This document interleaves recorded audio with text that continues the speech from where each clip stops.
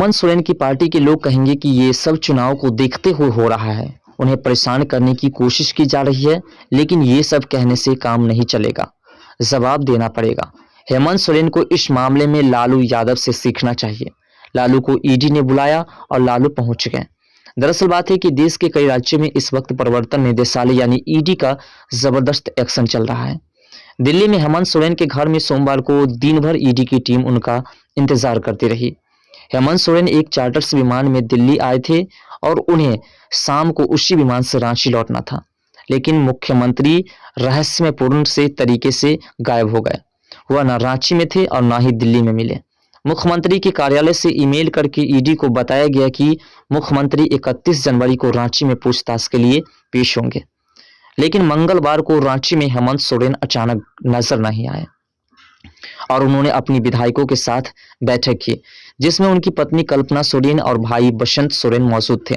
उधर सोमवार को लालू यादव पटना में ईडी के दफ्तर पहुंचे। उनसे नौकरी के बदले जमीन घोटाले को लेकर के तकरीबन 10 घंटे तक पूछताछ हुई। पूछताछ के समय लालू यादव को अंदर भोजन और दवाएं भिजवाई गई, क्योंकि गुर्दा प्रत्यारोपण के बाद से उसे उनका स्वास्थ्य अभी अच्छा नहीं चल रहा है।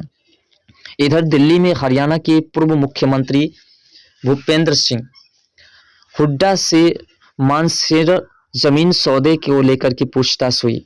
मुंबई में उद्धव ठाकरे की शिवसेना के विधायक और पूर्व मंत्री रविंद्र वाइकर से भी जमीन घोटाले में पूछताछ हुई। पंजाब में बीजेपी के पूर्व विधायक अरविंद खन्ना को मनी लॉन्ड्रिंग के केस में ईडी ने पूछताछ का समन भेजा है। लेकिन सबसे ज्यादा चर्चा हो रही है हेमंत सोरेन के गायब होने की और लालू यादव के पेश होने की। हेमंत सोरेन की पार्टी ने इल्जाम लगाया कि ईडी उन जमीनों के बारे में आरोप लगा रहे हैं और सवाल पूछ रही है जो जमीनें सरकारी है, बिक ही नहीं सकती है। इसके अलावा जिस घर के बारे में सवाल पूछे जा रहे हैं वह हेमंत सोरेन की पत्नी के नाम से है, जिसका पूरा ब्यौरा सार्वजनिक तौर पर उपलब्ध है।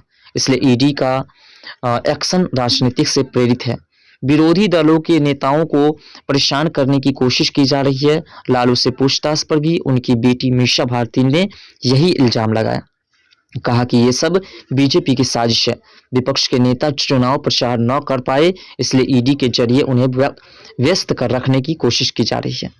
लालू की दूसरी बेटी रोहिणी आचार्य ने कहा कि उनके पिता की तबीयत ठीक नहीं है, अगर उन्हें कुछ होता है तो उनसे बुरा कोई नहीं होगा। कुल मिलाकर के ईडी के एक्शन से विरोधी दलों के नेताओं में पार्टियों में खलबली है, लेकिन सबसे हैरान करने वाला रवैया तो हेमंत सोरेन का रहा। ईडी की टीम में हेमंत सोरेन को कुल 10 समन भेज चुके हैं। वो 8वें समन के बाद पूछताछ के लिए रांची हुए। ईडी की टीम ने रांची में उनके घर जाकर के पूछताछ की थी। इसके बाद फिर 27 जनवरी को पेश होने को कहा था। हेमंत सोरेन पेश नहीं हुए तो 10वां समन भेजा गया। 29 से 31 तारीख के बीच पेश होने को कहा गया। ईडी ने साथ ही ये भी कहा था कि अगर हेमंत सोरेन नहीं पहुंचे तो ईडी की टीम खुद उनसे पूछताछ करने आएगी। हेमंत सोरेन जानते हैं कि इस बार ईडी की टीम 31 जनवरी का इंतजार नहीं करेगी, इसलिए वो दिल्ली आए और गायब हो गए। ईडी की टीम घरों की तलाशी लेती रही, लेकिन हेमंत सोरेन नहीं मिले। हेमंत सोरेन को समझ में आ गया कि उनकी गिरफ्तारी हो सकती है और केस ऐसा है कि अगर वो गिरफ्तार हुए तो जमानत नहीं मिलेगी और सरकार भी चली जाएगी। इसलिए हेमंत सोरेन अचानक गायब हो गए। हालांकि ये तो सिर्फ एक मामला है, हेमंत सोरेन के खिलाफ और भी कई मामले हैं और जिनकी जांच हो रही है। उनकी 82 संपत्तियां के बारे में लोकायुक्त ने हेमंत सोरेन से जवाब मांगा है। चूंकि हेमंत सोरेन अब तक इस मामले में जवाब देने से बच रहे हैं, इसलिए लोकायुक्त ने उन्हें 15 दिन की मोहलत दी है और साफ साफ कह दिया है कि आखिर मौका है, अगर 15 दिन में जवाब नहीं दिया तो लोकायुक्त उनके खिलाफ एक्शन लेगा।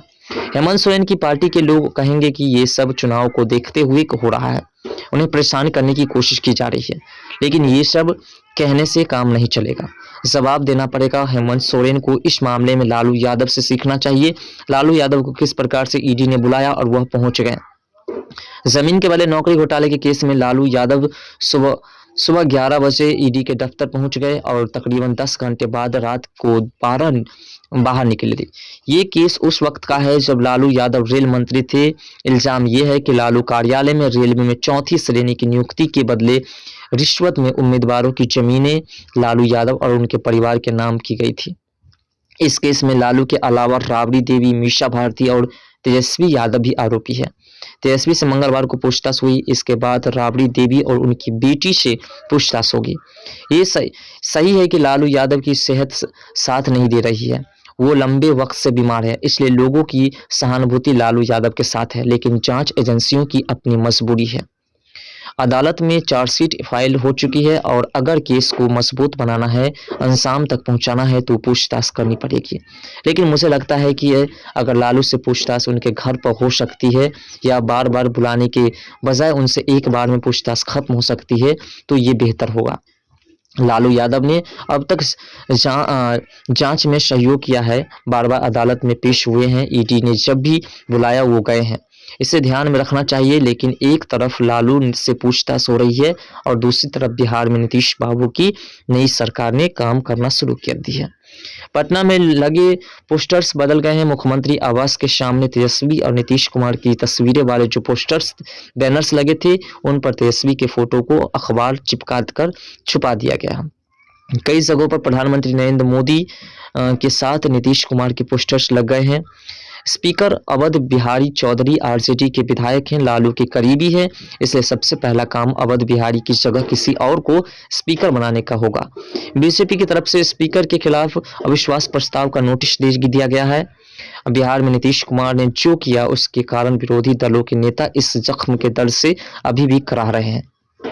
चूंकि सोमवार को ही राहुल गांधी की न्याय यात्रा बिहार पहुंची, इसलिए कांग्रेस के नेता के मन में टिश ज्यादा गहरी है। रविवार से राजनीति के बड़े बड़े महारथियों के बयान देख रहा हूं। नीतीश कुमार ने सबको चक्कर में डाल दिया है। शरद पवार, मल्लिकार्जुन खड़गे, लालू यादव सब अपने आपको सियासत की दुनिया का चतुर चालाक खिलाड़ी मानते हैं, पर नीतीश बाबू ने ऐसी पलटी मारी कि सबको चारों खाने चित कर दिया। लालू को आखिरी दिन तक नीतीश को फोन करते रहे। उन्होंने भनक भी नहीं लगने दी कि कब नीतीश ने उनके बेटे के नीचे से कुर्सी खींच ली है। बीजेपी के नेता सम्राट चौधरी भी चकरा गए कि नीतीश कुमार कब और कैसे उनके नेता बन गए। शरद पवार तो नीतीश को इंडी अलायंस का संयोजक बनाने की मुहिम में लगे थे, पर नीतीश कुमार ने पूरे के पूरे अलायंस को ही छिन्न भिन्न कर दिया। नीतीश कुमार क्या चमत्कार करने वाले हैं कि इसकी सही जानकारी सिर्फ पटना के रिपोर्टर्स को ही थी। और मैं इन पत्रकारों की प्रशंसा करूंगा जिन्होंने उड़ती चिड़िया के पंख गिन लिए। मीडिया के सिपाही सही साबित हुए और राजनीति के महारथी ताकते रह गए। जब इन लोगों को ये कहना बंद कर देना चाहिए कि टीवी चैनल्स इधर उधर की खबरें दिखाते हैं। ललन सिंह से लेकर के नीतीश कुमार तक हर मामले में बिहार के रिपोर्टर्स की एक ही खबर सही निकली और आपने देखा किस प्रकार से जो है नीतीश कुमार अपनी पाला बदल गए। सभी जितने भी चैनल्स पर आपने देखा था उसी वक्त कहा जा रहा था कि नीतीश कुमार एनडीए में शामिल होने जा रहे हैं और उस पल को आपने बेहतरीन तरीके से देख भी लिया। फिलहाल जिस प्रकार से हेमंत सोरेन को गिरफ्तारी हुई है, हेमंत सोरेन को बेल नहीं मिलने वाला है। लंबे समय तक हेमंत सोरेन जेल में रहेंगे। फिलहाल आपको क्या लगता है इन तमाम मुद्दों पर? कमेंट सेक्शन में अपना राय जरूर दीजिए।